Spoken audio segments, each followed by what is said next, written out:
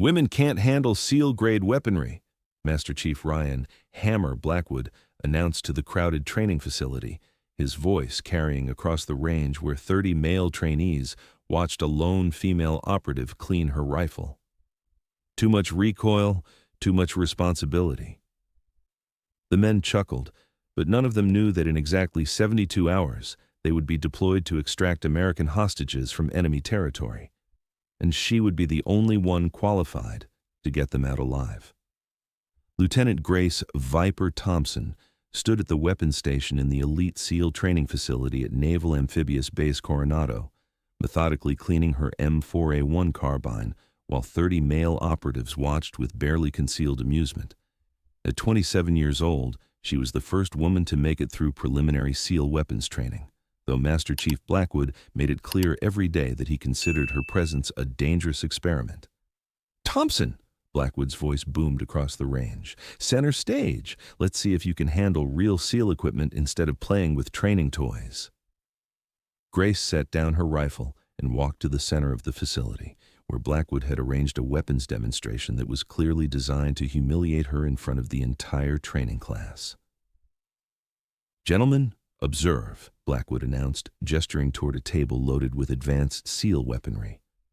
"We have here the MK-18C-QBR, the SCARH battle rifle, the M249 SAW, and the Barrett M82A1 sniper system. These are real weapons for real warriors." He looked directly at Grace with a condescending smile. "Pick your poison, Thompson. Show us what women can do with actual firepower." The trainees formed a semicircle around the weapons table, some pulling out phones to record what they expected to be an embarrassing failure. Grace approached the table without hesitation and selected the Barrett M82A1, the heaviest, most powerful weapon available. "The 50 cal?" Blackwood laughed. "That thing weighs 30 pounds and has enough recoil to dislocate your shoulder. You sure about this choice?" Grace didn't respond. She simply carried the massive sniper rifle to the firing line, set it up with mechanical precision, and prepared to engage targets at 800 meters. "Target acquisition, Thompson," Blackwood called out. 5 shots, 5 different targets. Miss one, and you're out of the program." What happened next silenced the entire base. Grace's first shot hit the center of target 1 with devastating precision. Her second shot eliminated target 2. Her third, fourth, and fifth shots followed in rapid succession, each one finding its mark with surgical accuracy. But she wasn't finished. Without permission, she transitioned to the SCAR-H battle rifle and engaged moving targets at 400 meters. Then, the MK-18 for close-quarters combat simulation. Finally, the M249 SAW for suppressive fire patterns. Every shot was perfect. Every transition was flawless. Every weapon handled like she had been born to use it. The training facility was dead silent except for the sound of brass casings hitting the concrete floor. "Lucky day," Blackwood finally said, his voice tight with barely controlled anger. "Real combat is different. Paper targets don't shoot back." But before he could continue his dismissal, alarms began screaming across the naval base. Red alert lights flooded the training facility as Commander Patricia Hayes burst through the door, her face grim with urgency. "All qualified personnel report for immediate deployment," she shouted over the sirens.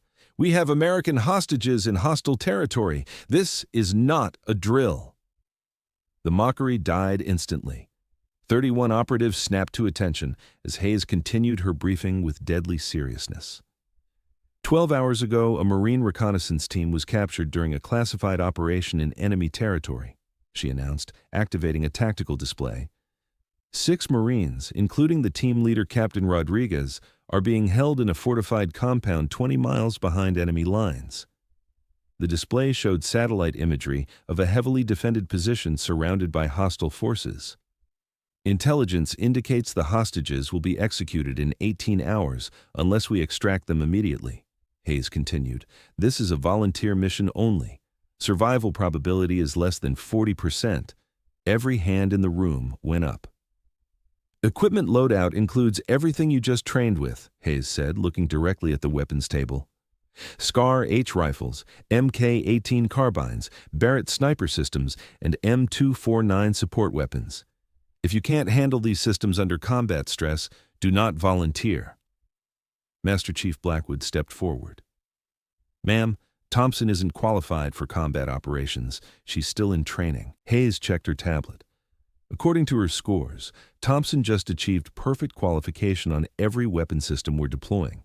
She's not just qualified, Blackwood, she's the highest scoring operative we have. The room went silent as every male trainee processed what they had just heard. Gear up, people, Hayes commanded. Helicopters leave in 30 minutes. Bring everyone home.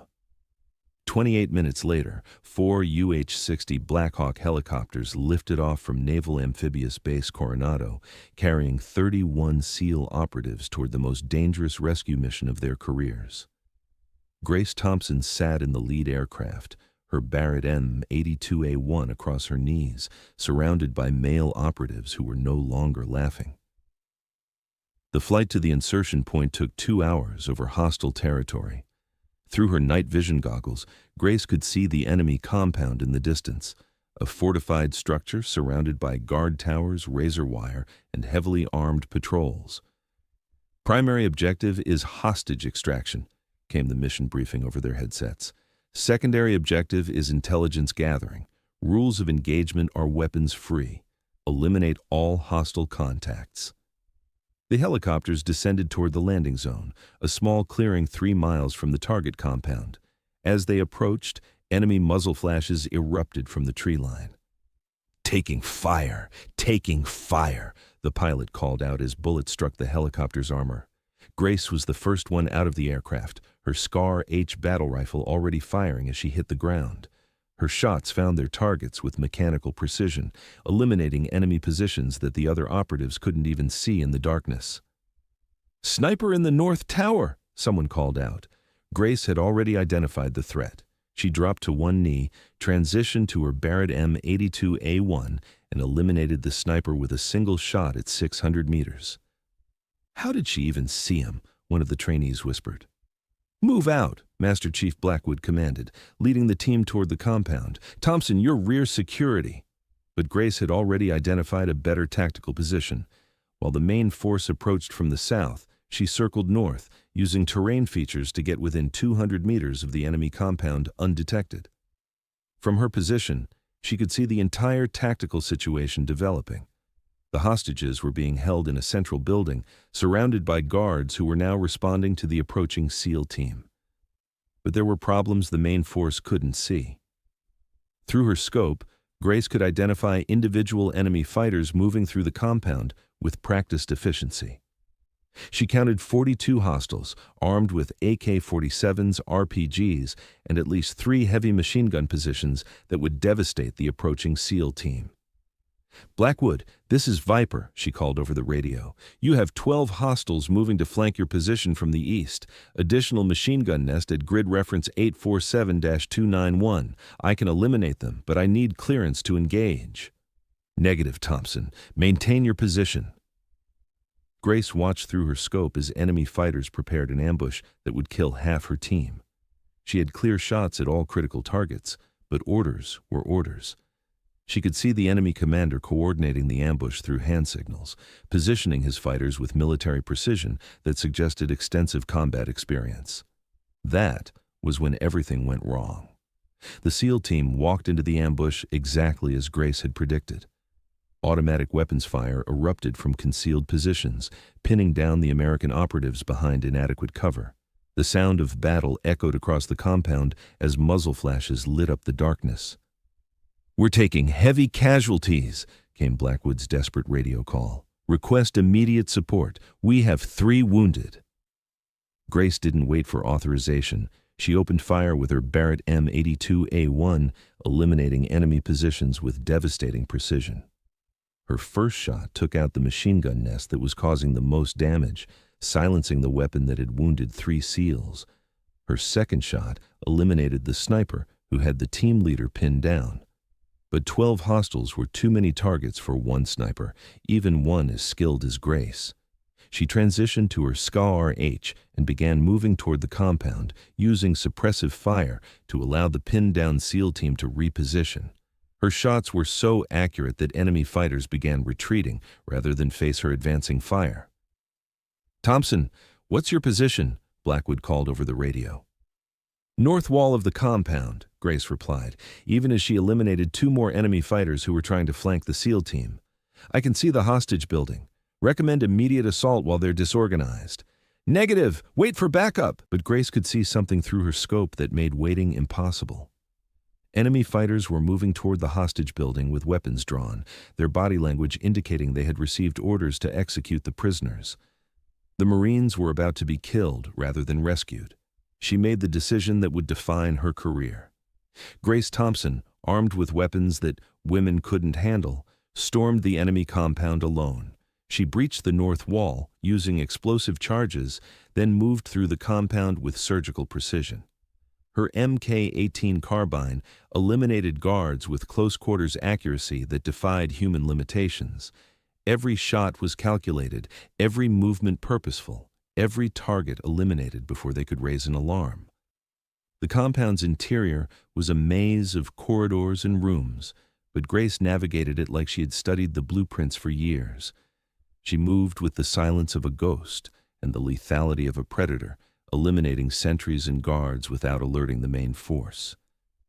She reached the hostage building as enemy fighters were entering with execution orders. Through the windows, she could see 6 American Marines bound and blindfolded, surrounded by armed captors who were preparing to carry out their final orders. Her breaching charge blew the door open just as the first Marine was about to be killed. What happened next became legend in SEAL training courses. Grace eliminated 6 enemy combatants in the hostage room without hitting a single American Marine. Her shots were so precise, so perfectly placed, that she cleared the entire room in less than 10 seconds. Each shot was a masterpiece of marksmanship under extreme pressure. "U.S. Navy! You're safe!" she called out to the captured Marines.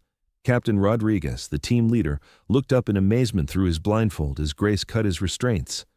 "Who the hell are you?" "Lieutenant Thompson, U.S. Navy SEALs," Grace replied, handing him a sidearm. "We're here to bring you home." "Thompson," Rodriguez couldn't hide his surprise as she freed the other Marines. "They sent a woman?" "They sent the right person," Grace corrected, checking the tactical situation outside the building. "Can you move?" "All 6 Marines are mobile," Rodriguez confirmed, helping his wounded teammates prepare for extraction. "But we're surrounded by at least 40 hostiles, and they know exactly where we are now." Grace checked her ammunition. She had burned through most of her supplies reaching the hostages. The SEAL team was still pinned down outside the compound. Extraction seemed mathematically impossible. "Ma'am," one of the Marines said quietly, "there's something you should know. We didn't just stumble into capture. We were betrayed. Someone fed our position to the enemy." Grace's blood ran cold. If there was a traitor in the operation, their extraction helicopters could be flying into a trap. She keyed her radio. "All call signs, this is Viper. Possible compromise on extraction. Recommend alternate exfiltration." Static was her only response. "They're jamming our communications," Rodriguez said grimly. "We're completely cut off from support." Grace looked around the compound through the window, calculating odds and options with mathematical precision. 42 enemy combatants remained active. 7 Americans total, limited ammunition, no communication with extraction. Enemy forces regrouping for final assault. The mission parameters had just become impossible by every tactical standard, but impossible had never stopped her before. "Here's what we're going to do," Grace said, checking her Barrett M82A1 with professional calm. "I'm going to clear us a path to the north wall. When I give the signal, you move fast and don't look back. No matter what you hear, keep moving toward the extraction point." "Ma'am, with respect," Rodriguez said, looking at the overwhelming enemy force through the window. "You can't take on 42 hostiles alone. That's not tactics. That's suicide." Grace smiled grimly, her eyes already calculating firing positions and target priorities. "Master Chief Blackwood said women can't handle SEAL weapons. Let's prove him wrong in the most spectacular way possible. She positioned herself at a window overlooking the compound's main courtyard, where enemy fighters were organizing for a final assault on the hostage building. Her Barrett M82A1 had 8 rounds remaining, 8 shots, 42 targets. She would have to make every bullet count and use psychology as much as marksmanship.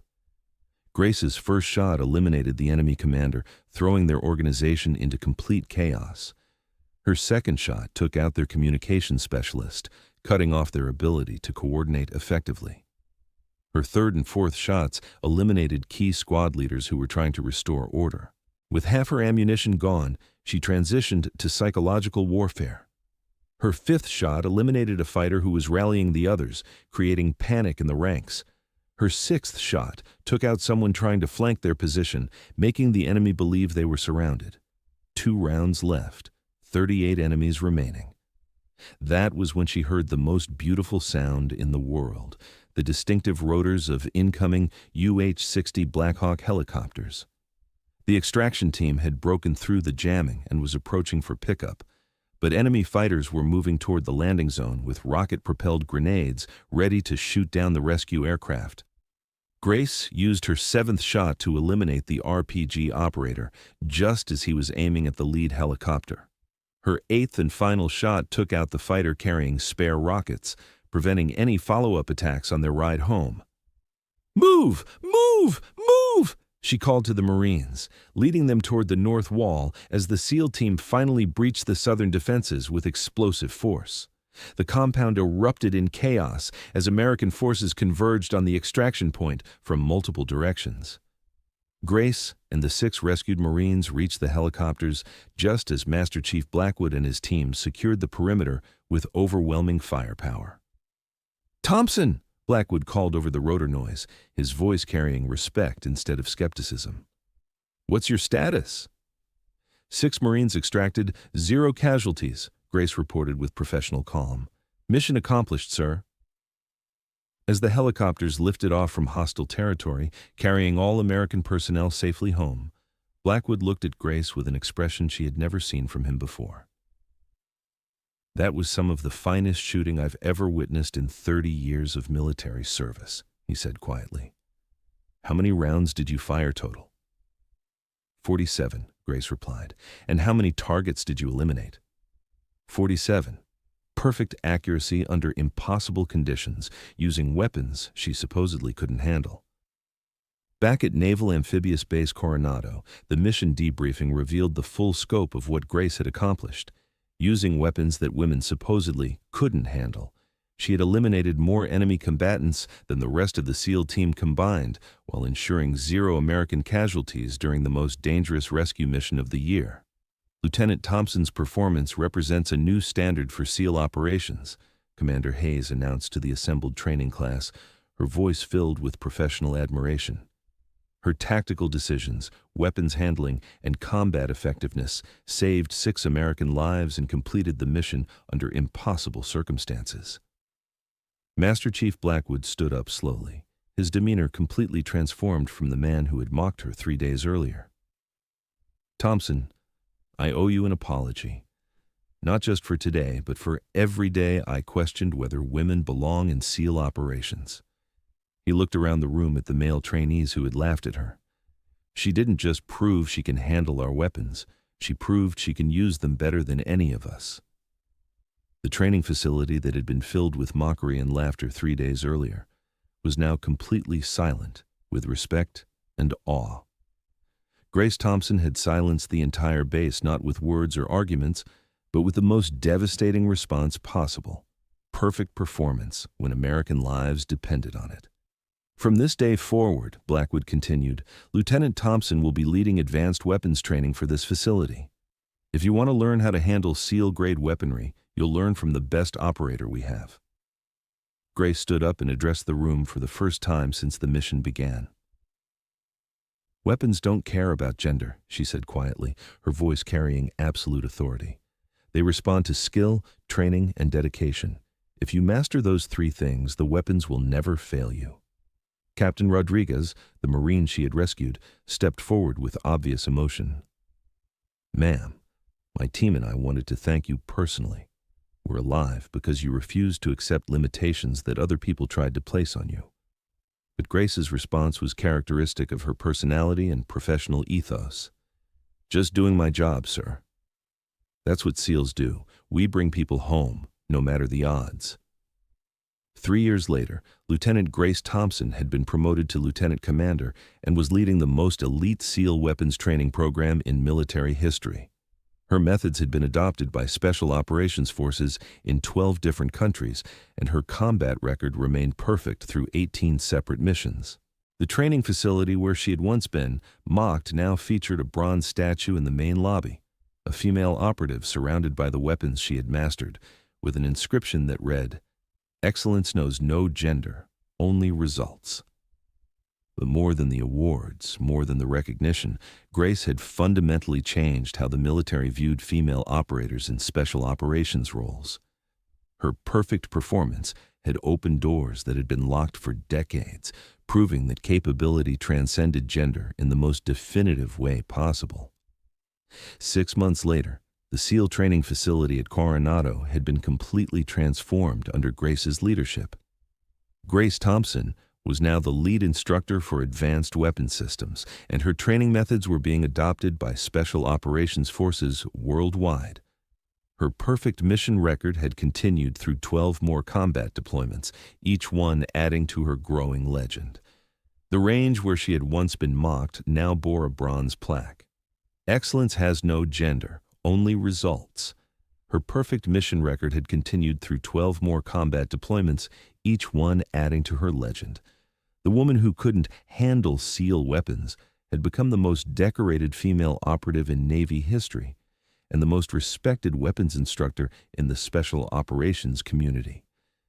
But more importantly, she had proven that skill transcends stereotypes, that competence conquers prejudice, and that sometimes the person you underestimate is the one who saves your life when everything goes wrong.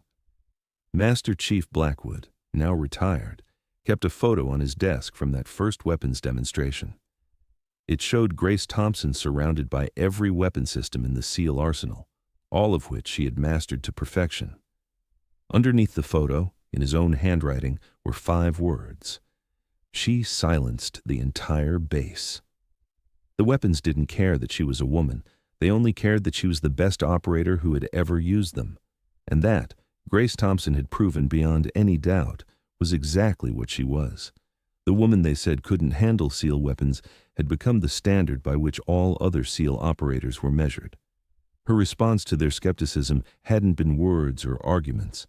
It had been perfect shots, successful missions, and American lives saved. Sometimes the most powerful response is the one that needs no explanation, only results. Grace Viper Thompson had provided both in abundance, silencing doubters and saving lives with weapons they claimed she couldn't handle. The base stayed silent out of respect, not skepticism. And that made all the difference in military history. Thanks for watching. If you liked this video, you can subscribe to see more incredible stories like this one.